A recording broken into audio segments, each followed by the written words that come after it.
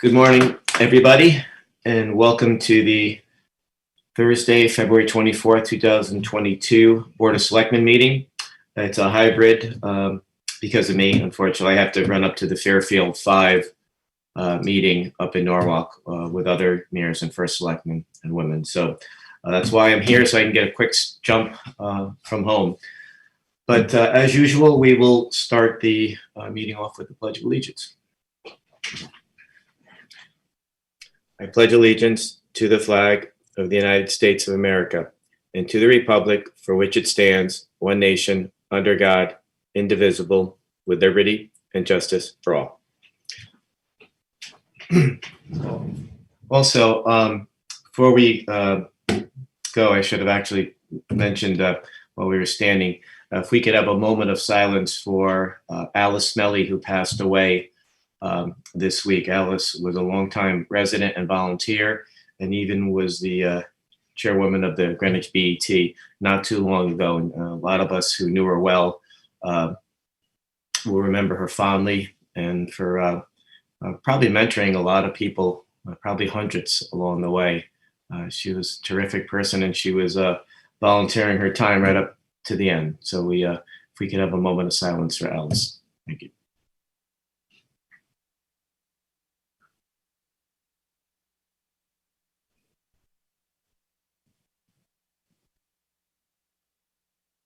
Thank you. Okay, is there a motion to approve the minutes for the regular meeting of the Board of Selectmen for February 10th, 2022? Lauren Raven, so moved. Janet Stone McWigan, I second.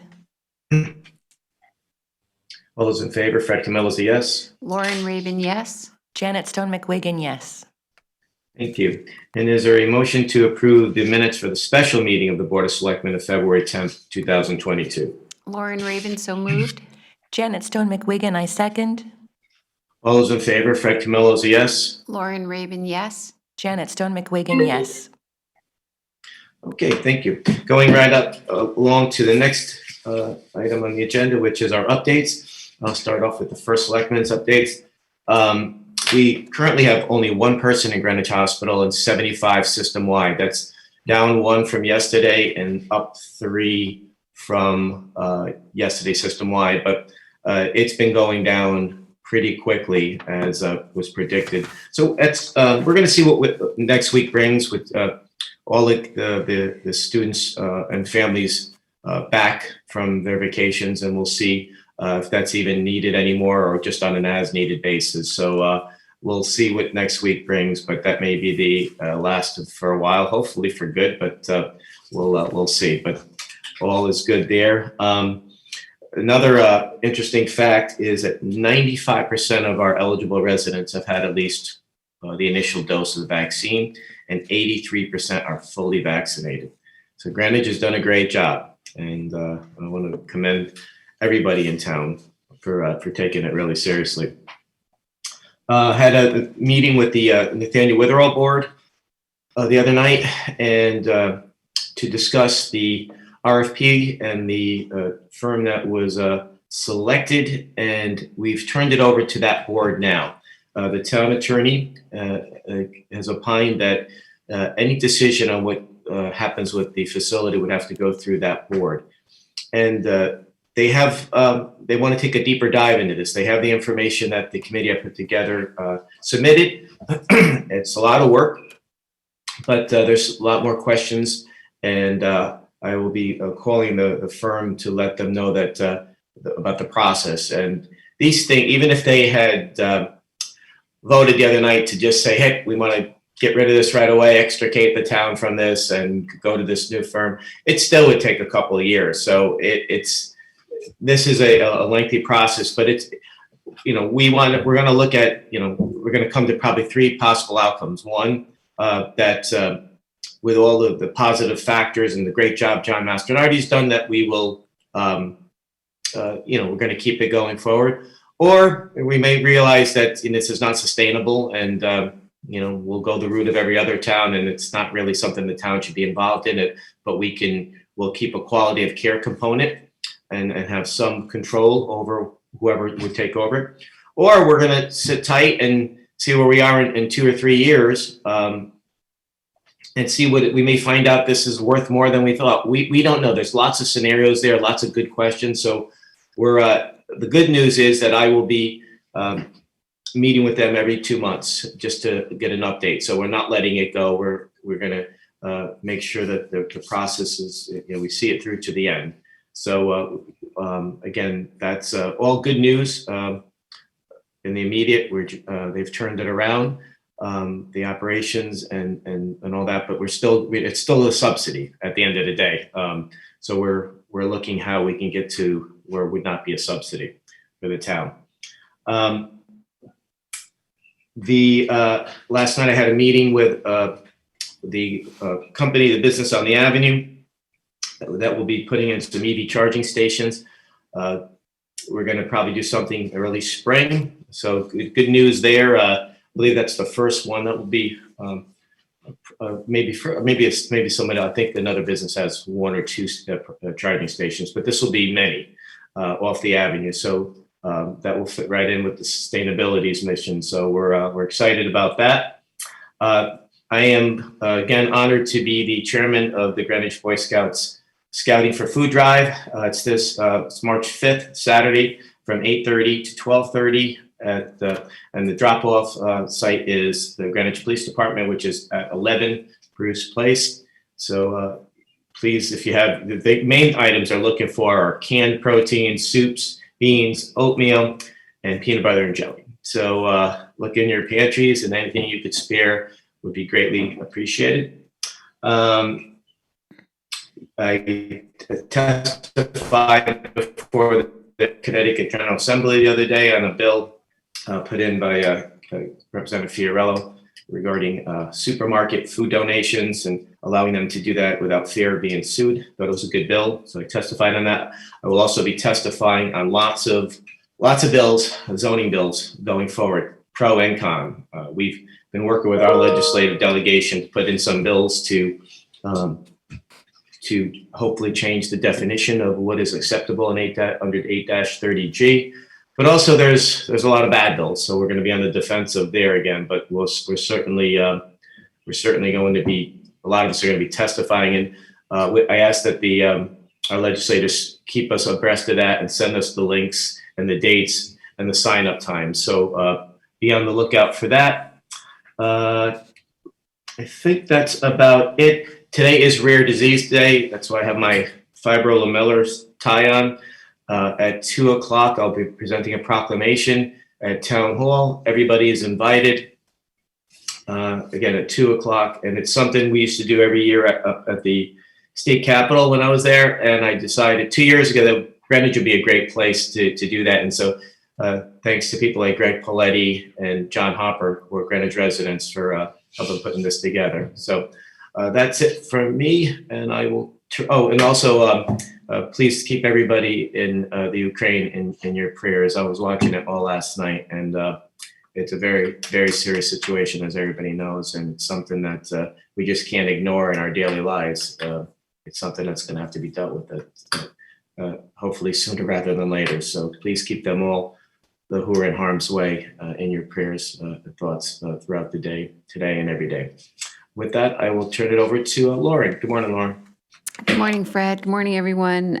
So some of the things that I'm working on, we have re-established now that some of the budget preparation is underway. So working with Dan, Katie, and Ben on the KPIs and getting that back to the forefront so that we can present both to the Board of Selectmen and to Planning and Zoning our initial drafts. Also with SNAC, one of the things that we're going to start to do, the materials on the website, is to see if we can, we have all these how-tos, but we don't necessarily have a button on how to volunteer. So work with Jenny and Cam to see if we can get that added to the website, and also make sure that we're clear on when committees meet. Janet kind of piggybacks, getting everything onto the calendar, just like what the time commitment is for some of these boards, commissions, and committees, what's really involved, because that would help with recruiting efforts.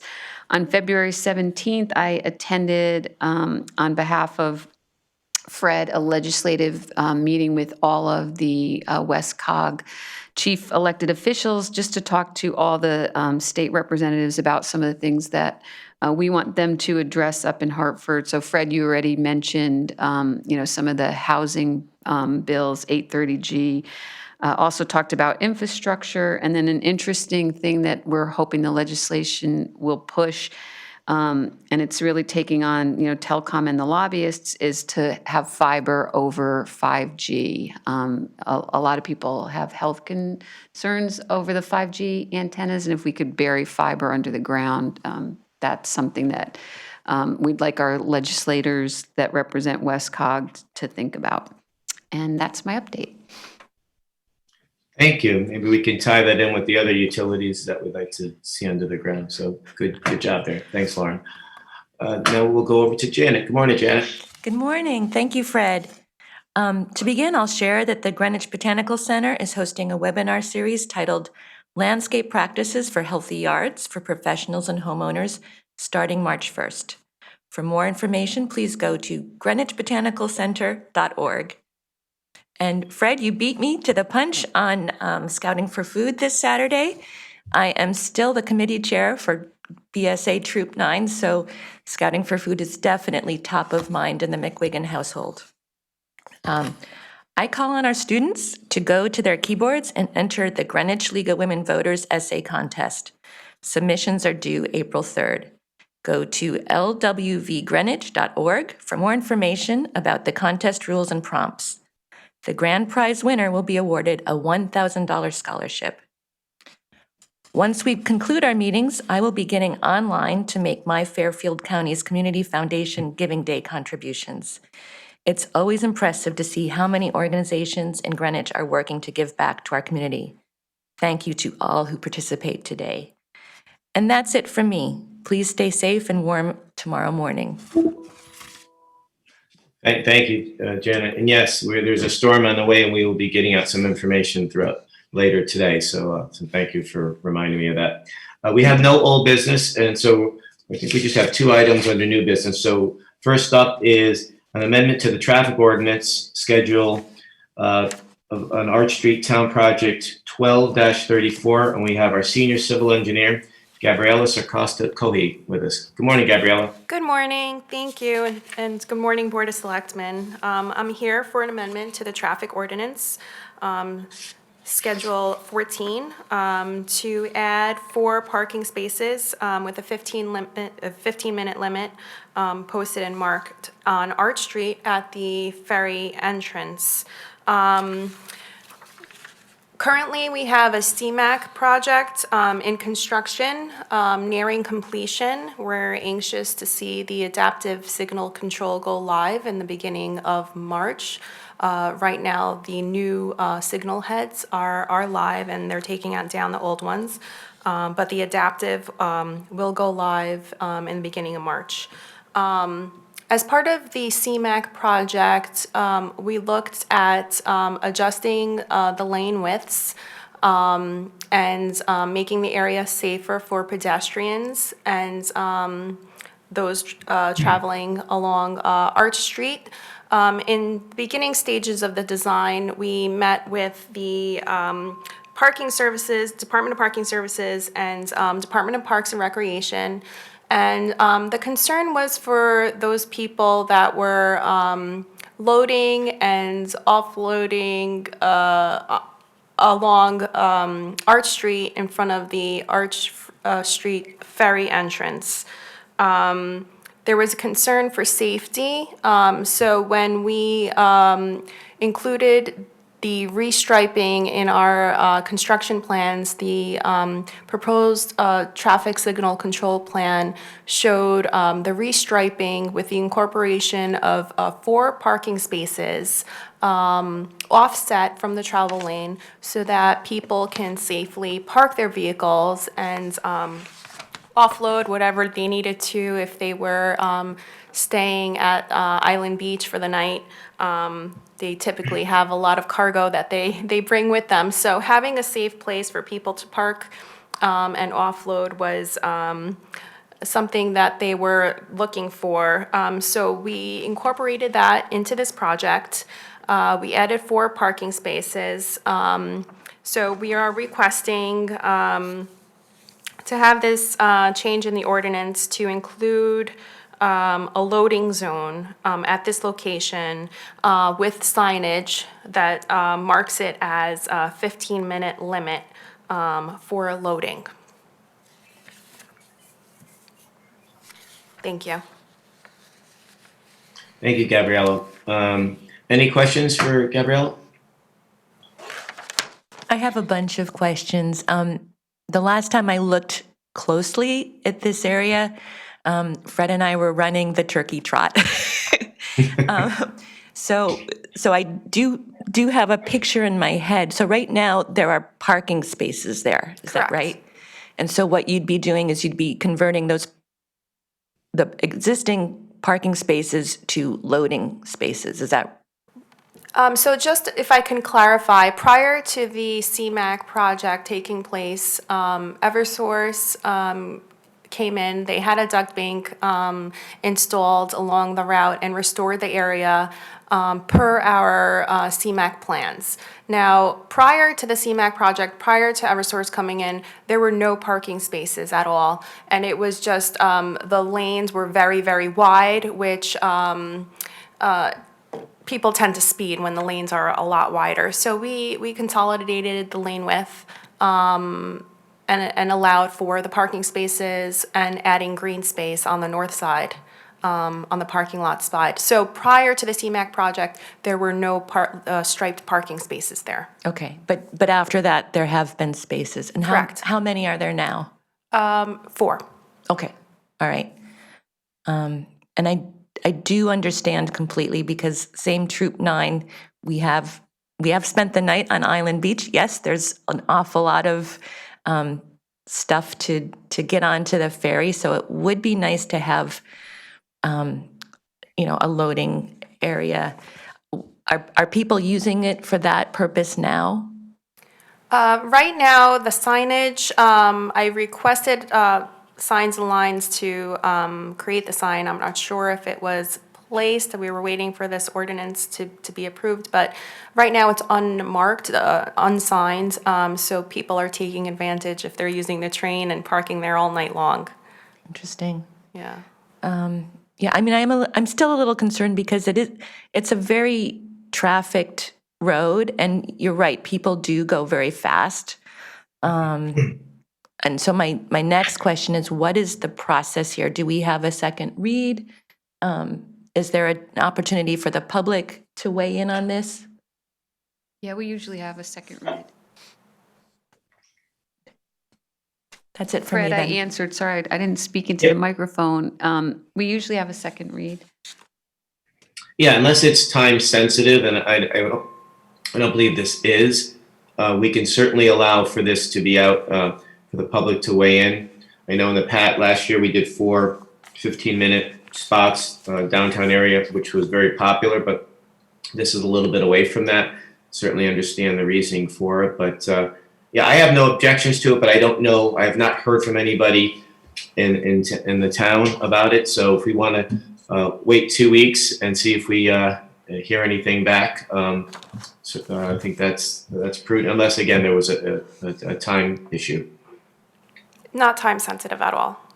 Yeah, my only wonder is, and it doesn't, I don't think something that you can answer, enforcement. Mm-hmm. So how do we know that, who's gonna, it'll just be sort of honor system almost to move away in 15 minutes. I can't speak for parking services. Right. But if the ordinance change is approved, it would go under the traffic ordinance. Got it, thank you. Okay.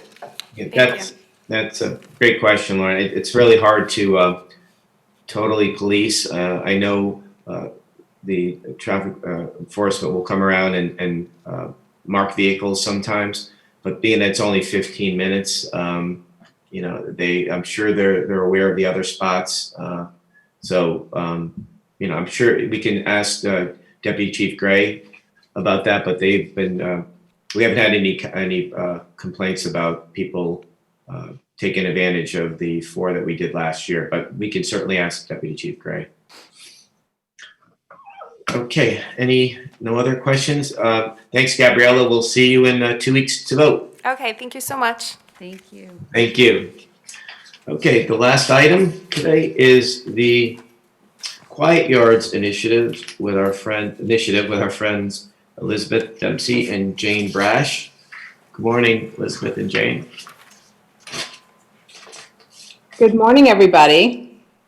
And Jane, is Jane promoted also? Because we are She alternating. needs to accept the invitation. I'm trying to promote her. Yeah, it looks Okay, like great. Thanks, Jenny. Looks like she's getting. And Jenny, also, we were going to ask you, we understood that you could put our presentation, run the slides so that we could speak to them. Would that be okay? I didn't receive your presentation, but if Oh, I can get it, I can easily. I sent it in to Barbara. Okay, give me 1 minute. Okay, thanks.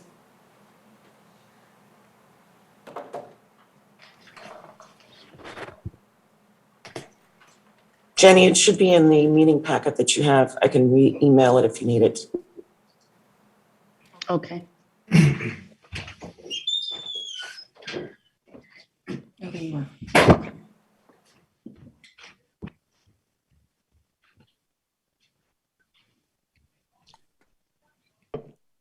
I can't find the meeting packet. Could you please resend?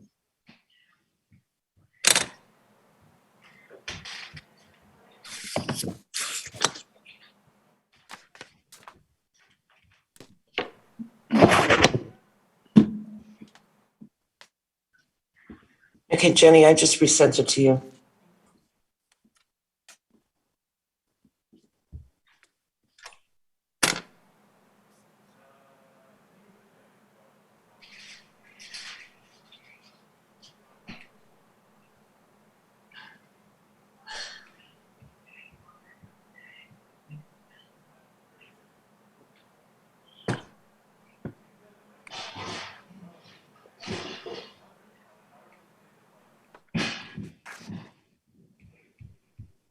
Downloading, I'll have it up in a second. Good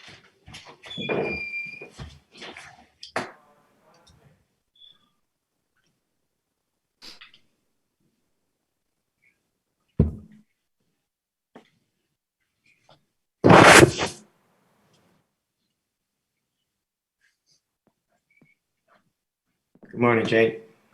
Hey, good morning. Okay, thanks for joining us. So I guess I'll just turn it over to you both for your presentation, and then we'll probably have some questions and comments when you're done. Great, Oh, great. you're not leaving, right? You're not leaving. I'm gonna turn my screen off, but I'm here. Any luck, Jenny? I'm keeping myself muted. It took a while to download and go through our security screening. So Okay. I am opening it now and I will share it momentarily. Great. Really appreciate it. Thank you so much.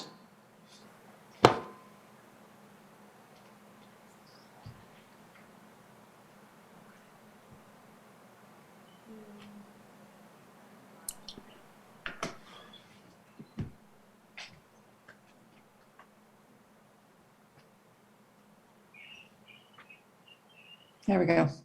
Terrific. Yeah, thank you. That's great. Thank you so much. Hello, everybody. Thank you, Board of Selectmen, for allowing us to present an overview of our work today.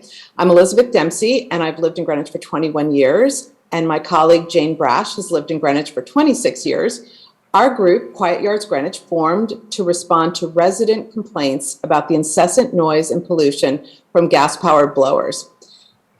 We were inspired by over 200 municipalities across the U.S., many in our area, who have found a variety of common sense, balanced solutions that improved residential quality of life. Who are we? Quiet Yards Greenwich is a broad representation of Greenwich itself. In our committee alone, we are a group of business owners, parents, school PTA members, realtors, members of neighborhood associations, the RTM, Conservation Commission, Sustainability Committee, former and current commercial landscapers, board members of the Land Trust, Tree Conservancy, League of Women Voters, and commercial garden professionals. We are all residents and stakeholders of community life in Greenwich. With the popularity of working from home, Greenwich residents have complained on local blogs. Oh, next slide, please.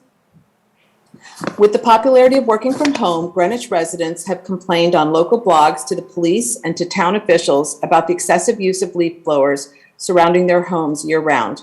Many residents have moved from urban areas and chose Greenwich for open space and tranquility.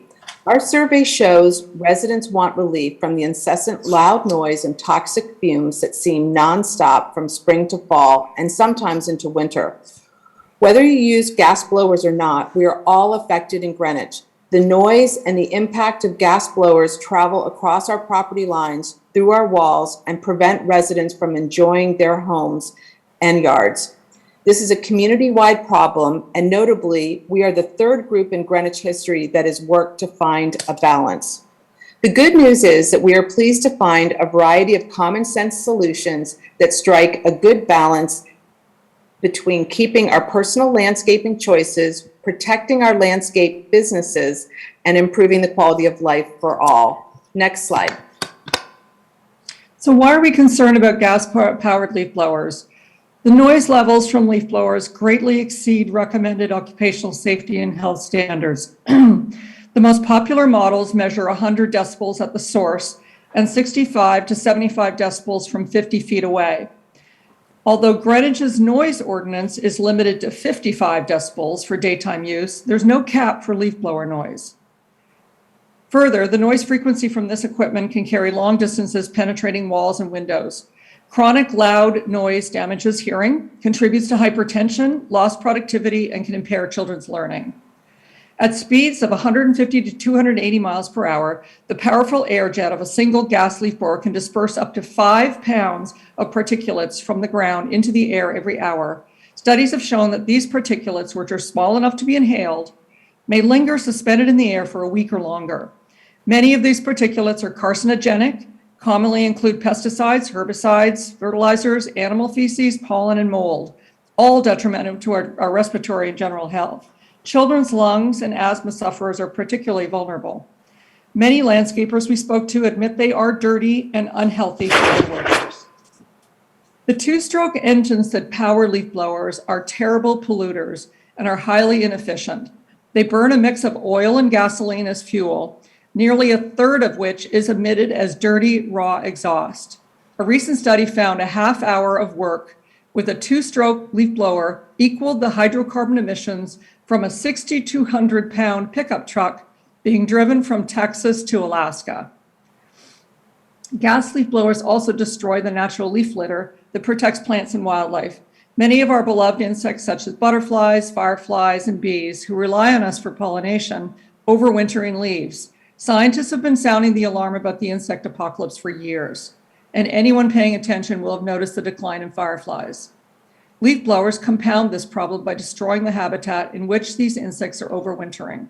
Their high-velocity air jets also deplete our soil health and remove beneficial mulch, desiccate soil, and contribute to erosion.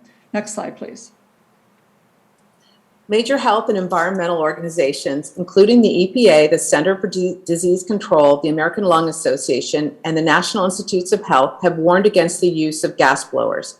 In fact, the Medical Society of the State of New York passed a resolution requesting that their New York municipalities reduce the use of gas blowers because of their detrimental effects on public health and workers. Consequently, many of our neighbors have taken heed. In fact, 23 towns have responded in Westchester County, and the number is growing. 9 Westchester towns adopted a moratorium in the summer and winter when leaf cleanups are lighter. 12 Westchester towns have prohibited the use of gas blowers during the summer months when leaf cleanup is very minimal and many children are home from school. And 2 Westchester towns have banned gas blowers year-round, with a number of others considering similar measures. Next slide, please. Okay, now the next slide should come. That should have been up, but there we go. Next slide. Okay, coming. Oh, no, back. There we go. Oh, there we go. Communities nationwide are taking action. Nationally, over 200 cities and towns have enacted some form of legislation to restrict or ban the use of gas leaf blowers. California has banned all gas-powered lawn equipment after a study showed that these engines are emitting more pollution than all of California's passenger vehicles and trucks. In Connecticut, Westport, New Haven, West Hartford, and Stamford are currently considering tightening restrictions on gas leaf blowers. And New Canaan and Darien are in the early planning stages as well. Next slide, please. Last year, we undertook a 360-degree view of Greenwich and its diverse stakeholders. We wanted to know what residents thought in Riverside, Byram, backcountry, all over, big lot owners, small lot owners. We spoke to landscapers who only use gas and those that only use electric. We have spoken to workers that operate the blowers. The results were clear. Everyone agrees that there's a problem and that action should be taken. So far, we have surveyed close to 600 people, with 90% of Greenwich residents saying they want action taken to limit excessive gas blowing. We researched these blowers and how various municipalities are managing the issues. There are many options available to the town. In order to choose the right direction for Greenwich, decision makers should have access to the latest research, to data on public opinion in Greenwich, and understanding the needs of our landscaping companies, a benchmarking of similar towns in our area, and detailed information about all available options. Other towns, such as Scarsdale, Rye, and Bronxville, began by commissioning white papers to provide this information to them. With resounding survey results, we think it would be a great opportunity for the Board of Selectmen to look into this resident-driven concern. What other issues in Greenwich has 90% of the community in agreement that something should be done? So we are here to ask you, the board, whether you would like us to provide you with a similar report on the issues, a comprehensive white paper that summarizes our research. Let us know if we can start preparing a report for you, and thank you for listening. Thank you. Any questions? Yes, thank you. Thank you very much for that detailed presentation. A couple of questions and thoughts. One, where you had the slide where you had the statistics about the damage it does. Just going forward, especially if this goes any further, I would put some attributions there, footnotes where they came from, because that will come up. People will start to question that. Yeah, we have that. We have that. We just didn't. Yeah, just to head that off. Yeah. And then, I mean, I love the work you put into this and the fact that you've offered some solutions and options. And I agree, having worked on this in the past and a health advocate, I definitely want to see this moving forward personally. And I know sometimes crawling before you walk is a way to avoid the shock of doing something too quickly.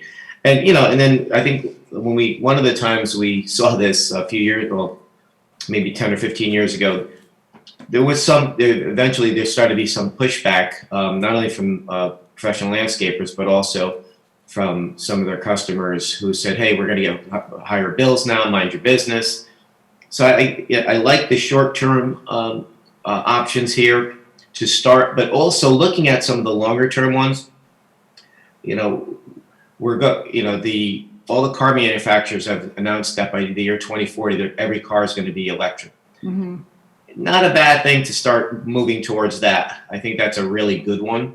So I would maybe, just from my perspective, enacting some more short-term options, but also putting in place a timeline to achieve the longer-term ones, which will give people time. Right? When we went to recycling in 1989, lots of people were complaining and didn't want to do it, but we guided them. We went slowly, and it became second nature to people. So I think we can this is very, very doable. And I certainly support what you're doing here. So I think just putting some attributions on the other chart and maybe coming up with just a specific option as far as limiting hours and duration of use. We've already done that, and I know last year during the 2 years ago during the pandemic, I did that when I had emergency powers. I don't have them anymore. Took that away from myself last year, but I do think. I think you mentioned 90% of the people you interviewed were in favor of this. Whatever that final number is, I definitely think it's north of 50%, and I think it's the right thing. So maybe coming up with how much, looking at the current duration, time that we allow these, how we want to maybe tighten that up a little bit, and look at it and enforcement. I think doing nothing is not an option. And then also having a time frame of a game plan of how we want to address this, and giving people time. And I like that you had incentives and rebates in there. So that's something that the town, other boards will get involved with also. But I think having a detailed game plan like you've started already is really, really good. So I am supportive of this. And will certainly help all I can on my end. So thank you very much. And Fantastic. That's Thank you. great, Fred. Thank Thank you you. so much for your feedback. And just to clarify, really, our point of coming to you, we actually have telephone books of research attributions. We also provide a detailed selection of options in our survey to ask people what process they would like to consider. And we have all that data, option 1 through 5 on our survey. I don't know if you've had a chance to see it, but we'll make sure we send it to you and the other selectmen. But just to clarify, this was really just a first blush look, and to ask if you, the board, would like to have a copy of all of our research in kind of a formalized presentation. This was just kind of a blush to say, hey, this is what we're looking at, and would you like us to provide you with a full assessment that has all the details? Yeah, that's what I was you. going to. No, and I know you guys have the attribute. I just want to mention that going forward, that's going to come up. So if this was the RTM in certain committees, there'd be 100%. We've already talked about a long-term phase-in. That's really essential to let our landscaping businesses perhaps do it on a replacement basis only. In other words, they would replace gas blowers with electric. However, it may be that the public chooses to keep gas blowers for the heavy times at the very end of the season. So we are really looking at very common sense, balanced, phased in 2 years, that kind of thing. Right now, we're just starting the process of getting public opinion, seeing if there's validation of what we sense there is. And the great news is that in contrast to the other attempts that have been made, the change in electric, as we all know with the car situation and batteries, is so different than it was 10 years ago. And the other thing is it involves great practices that'll improve our soil and reduce flooding, which is a town concern, not dramatically, but it really makes it a positive process. So anyway, we're very excited, and we'd like to, so we'd be happy to prepare a report for you that gives you all the details and options to review. Yeah, that's what I was going to say, because I think your question was, do we want to receive the additional material? So I would like to learn more, of course. So I'm happy to review additional material. And I really like the way that you did sort of this ladder of short to long term, because, as we're all saying, it's not an on-off switch. It's something that we're going to have to dial down one area and dial up another. And that's going to be, like any kind of cook, that's going to take, some expertise. Absolutely. Great. We agree. Thank you. And I just want to chime in. Sorry. Hi, Elizabeth. Hi, Jane. Thank you so much Thanks, for your Janet. work on this. I agree. I mean, noise is as much a form of pollution as anything else. We care about the health of our landscapers. We definitely want to be less dependent on fossil fuels. And I think it's a good opportunity for us to consider why we are blowing the leaves in the first place. Where it's practicable, it makes sense to try to mulch in place. I absolutely support your study with the view that, maybe this town needs a new ordinance. Definitely, many of us don't do our own landscaping, and so we are reliant on landscapers, and right now, there's not a whole lot of options. Landscapers just simply blow the leaves off your lawn and cart them away. And vice versa, when you're a landscaper, there's definitely a cost to being a first mover. If there's something on the books, I think it's really helpful for both sides. So thank you so much, and absolutely, I support this. That's Great, fantastic. thank you. Great. And the good news is there's a lot of green landscapers who are working in Greenwich, who are Greenwich-based, in fact, and who are doing all these kind of techniques that with electric that shine a good light on how to move forward. So thank you for your time. Many of the landscapers we spoke to said they would like to be more green, but they're sort of waiting to be told. They're waiting for something to pass so that they are forced to be green, because right now they don't necessarily want to be the first. It makes sense. And you always have people that'll be a little resistant to change. That's why I think there's a way to do this to get the buy-in that we need. So thank you so much. Thank you. Really appreciate it. We'll be circling back with you, I guess. Okay, Awesome. thanks. Thanks very See you much. at the gym, Fred. Thanks, Jane. Bye. I appreciate that. Okay, we're at the end. Yep, and I just have, did we lose Fred? Yep, because All right. Fred, we What lost you happened? for a second. Yeah, So- sorry, I don't know what happened. But anyway, all right, seeing no other business, I know we're going to Actually, another we meeting. have, I have 2 nominations to put forward. Okay, So the first is, I motion that we nominate Rick Brooks as a returning regular member of the Alarm Appeal Board in the position R1 for a term ending June 2026. Janet Stone McWigan, I second. all those in favor, Fred Camillo's a yes. Lauren Rabin, yes. Janet Stone McWigan, yes. And then the second one is, I motion that we nominate Marianne Ramos as a returning regular member of the Board of Health, position R1 for a term ending June 2026. Janet Stone McWigan, I second. All those in favor, Fred Camillo's a yes. Lauren Rabin, yes. Janet Stone McWigan, yes. Okay, thank you, Lauren, for doing that. All righty, seeing no other business, is there a motion to adjourn? Lauren Rabin, so moved. Janet Stone McWigan, I second. All those in favor, Fred Camillo's a yes. Lauren Rabin, yes. Janet Stone McWigan, yes. Thanks, everybody. Thanks, Barb. Thanks, Jenny. And we'll see you in a bit.